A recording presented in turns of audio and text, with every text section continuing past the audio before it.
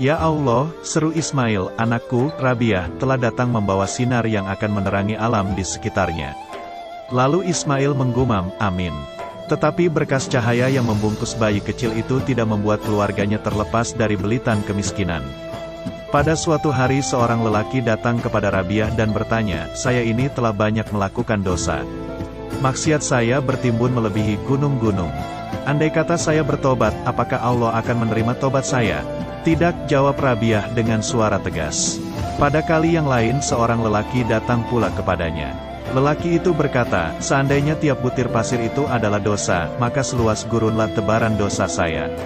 Maksiat apa saja telah saya lakukan, baik yang kecil maupun yang besar. Tetapi sekarang saya sudah menjalani tobat. Apakah Tuhan menerima tobat saya? Pasti, jawab Rabiah tak kalah tegas.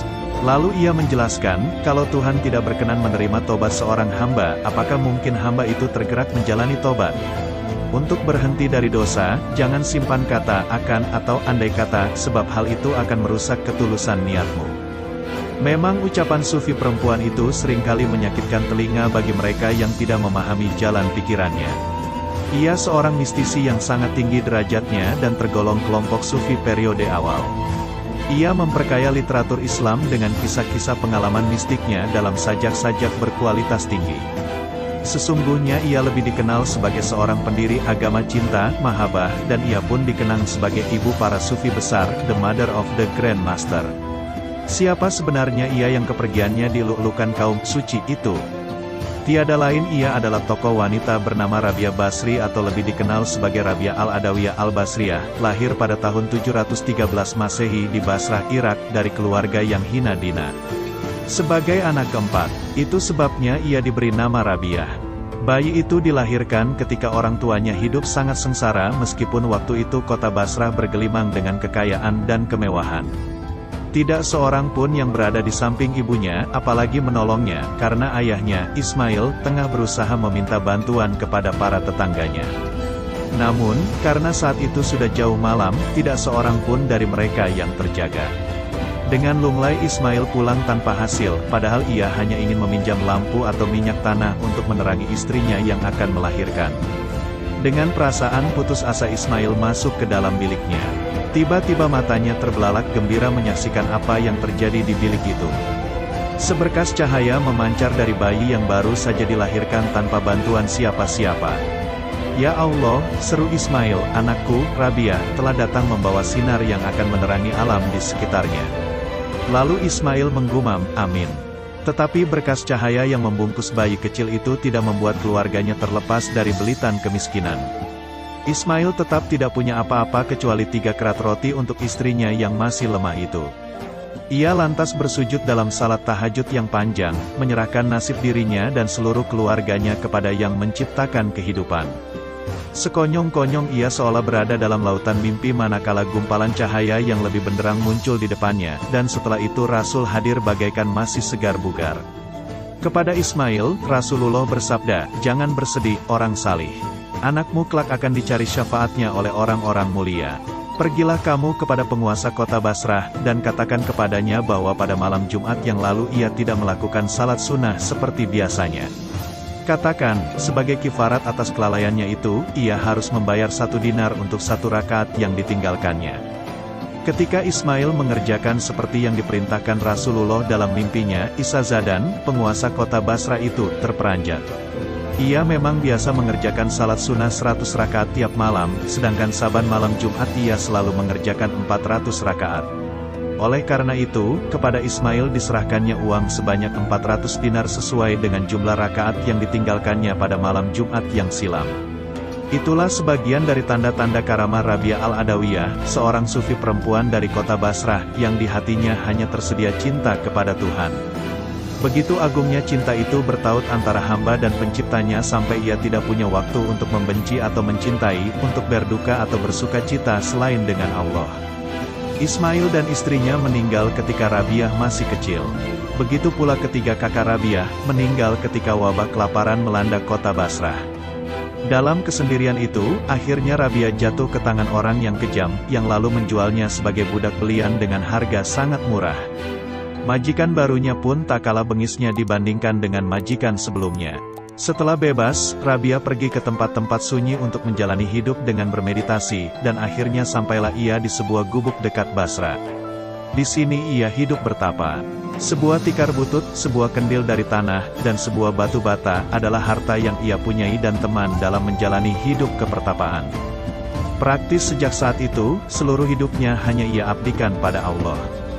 Berdoa dan berzikir adalah hiasan hidupnya. Saking sibuknya mengurus akhirat, ia lalai dengan urusan duniawi, termasuk membangun rumah tangga. Meski banyak pinangan datang, termasuk dari Gubernur Basra dan seorang suci mistis terkenal, Hasan Basri, Rabiah tetap tak tertarik untuk mengakhiri masa lajangnya. Hal ini ia jalani hingga akhir hayatnya, pada tahun 801 Masehi. Dalam perjalanan kesufian Rabiah, kesendirian, kesunyian, kesakitan, hingga penderitaan tampak lumer jadi satu, ritme heroik menuju cinta kepada Sang Ada, the ultimate being. Tak heran jika ia merendahkan manusia dan mengabdi pada dorongan untuk meraih kesempurnaan tertinggi. Ia jelajahi ranah mistik yang jadi wilayah dalam dari agama, hingga mendapatkan eloknya cinta yang tidak dialami oleh kaum muslim formal. Menjadi sufi dalam perjalanan Rabiah adalah berlalu dari sekadar ada menjadi benar-benar ada. Sufisme Rabiah merupakan pilihan dari jebakan-jebakan ciptaan yang tak berguna. Karena demikian mendalam cintanya kepada Allah, Rabiah sampai tidak menyisakan sejengkal pun rasa cintanya untuk manusia. Sufyan Tsauri, seorang sufi yang hidup semasa dengannya, sempat terheran-heran dengan sikap Rabiah. Pasalnya, Sufyan pernah melihat bagaimana Rabiah menolak cinta seorang pangeran yang kaya raya demi cintanya kepada Allah. Dia tidak tergoda dengan kenikmatan duniawi, apalagi harta. Cinta Rabiah tak dapat disebut sebagai cinta yang mengharap balasan. Justru, yang dia tempuh adalah perjalanan mencapai ketulusan. Sesuatu yang dianggap sebagai ladang subur bagi pemuas rasa cintanya yang luas, dan sering tak terkendali tersebut. Lewat sebuah doa yang mirip syair, ia berujar, "Jika aku menyembahmu karena takut pada api neraka, maka masukkan aku di dalamnya. Dan jika aku menyembahmu karena tamak kepada surgamu, maka haramkanlah aku daripadanya. Tetapi jika aku menyembahmu karena kecintaanku kepadamu, maka berikanlah aku balasan yang besar, berilah aku kesempatan untuk melihat wajahmu yang maha besar dan maha mulia itu." Perjalanan hidup Rabiah diwarnai dengan kekaribannya dengan situasi yang penuh keterbatasan, tinggal bersama kedua orang tua dan saudara-saudaranya, dijual sebagai budak, menghamba pada tuannya hingga dibebaskan dari perbudakan, lalu hidup mengembara. Periode pertama ini dikenal sebagai periode asketik Rabiah. Fariduddin Al-Attar menceritakan dalam kitab Tazkiratul Auliya bahwa Rabiah pandai sekali meniup seruling. Untuk jangka waktu tertentu ia menopang hidupnya dengan bermain musik. Namun, kemudian ia memanfaatkan kepandaiannya untuk mengiringi para sufi yang sedang berzikir dalam upayanya untuk mendekatkan diri kepada Tuhan. Selain itu ia mengunjungi masjid-masjid dari pagi sampai larut malam. Namun, lantaran ia merasa dengan cara itu Tuhan tidak makin menghampirinya, maka ditinggalkannya semua itu. Ia tidak lagi meniup seruling, dan ia tidak lagi mendatangi masjid-masjid. Ia menghabiskan waktu dengan beribadah dan berzikir. Periode yang kedua ini disebut sebagai periode sufi, suatu periode tatkala Rabiah telah mencapai mahabbatullah, cinta pada Allah, sampai meninggal dan dipuji sebagai testimony of belief, bukti keimanan. Doris Lessing, seorang pengamat perjalanan hidup Rabiah, memberi kesimpulan bahwa sufisme tokoh wanita ini adalah bentuk sufisme cinta. Sejenis sufisme yang menempatkan cinta, mahabbah, sebagai panggilan jiwanya. Sufisme yang tak bermaksud larut dalam ekstatik, gairah yang meluap, serta tak berdimensi pemujaan atau pemuliaan dan metode-metode tambahan yang penuh dengan sakramen. Kendati demikian, pengalaman Rabiah adalah pengalaman orang suci yang sulit ditiru oleh awam. Memahami Rabiah sangat sulit. Seperti masa hidupnya, Rabiah tampaknya jauh dari kita. Selain itu, kesempurnaan yang menyertainya tak mungkin dapat ditandingi oleh orang-orang biasa. Apa yang dilakukan Rabiah dalam hidupnya sebetulnya adalah ikhtiar untuk membiasakan diri, bertemu dengan penciptanya. Disitulah ia memperoleh kehangatan, kesyahduan, kepastian, dan kesejatian hidup. Sesuatu yang kini sangat dirindukan oleh manusia modern. Karena itu, menjadi pemuja Tuhan adalah obsesi Rabiah yang tidak pernah mengenal tepi dan batas. Tak heran jika dunia yang digaulinya bebas dari perasaan benci. Seluruhnya telah diberikan untuk sebuah cinta. Meskipun hidup Rabiah seperti berlangsung linear dan konstan, seluruh energi hidupnya dia abdikan untuk cinta. Rabiah memberitahu kepada kita bahwa hidup memang tidak sederhana, seperti yang dijalaninya. Hidup itu begitu rumit, kadang-kadang ada kemesraan dan kadang-kadang ada kehikmatan bertahta. Rabiah wafat dengan meninggalkan pengalaman sufistik yang tak terhingga artinya. Hikmah yang ditinggalkan sangat berharga dan patut kita gali sebagai makrifat hidup. Menarik kita simak beberapa doa Rabiah yang dipanjatkan pada waktu larut malam, di atas atap rumahnya.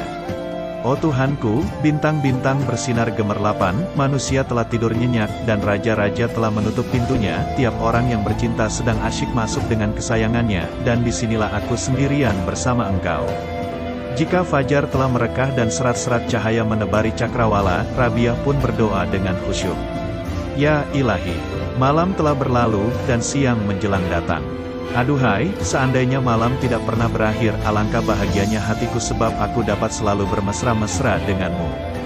Ilahi, demi kemuliaanmu, walaupun kau tolak aku mengetuk pintumu, aku akan senantiasa menanti di depan pintu karena cintaku telah terikat denganmu. Lantas, jika Rabiah membuka jendela kamarnya, dan alam lepas terbentang di depan matanya, ia pun segera berbisik. Tuhanku, ketika ku dengar marga satwa berkicau dan burung-burung mengepakkan sayapnya, pada hakikat mereka sedang memujimu.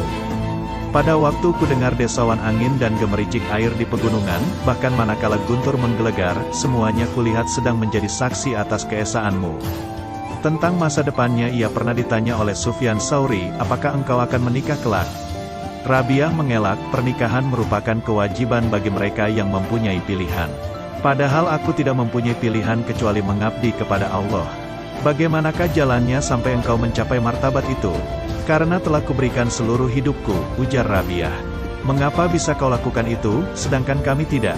Dengan tulus Rabiah menjawab, sebab aku tidak mampu menciptakan keserasian antara perkawinan dan cinta kepada Tuhan.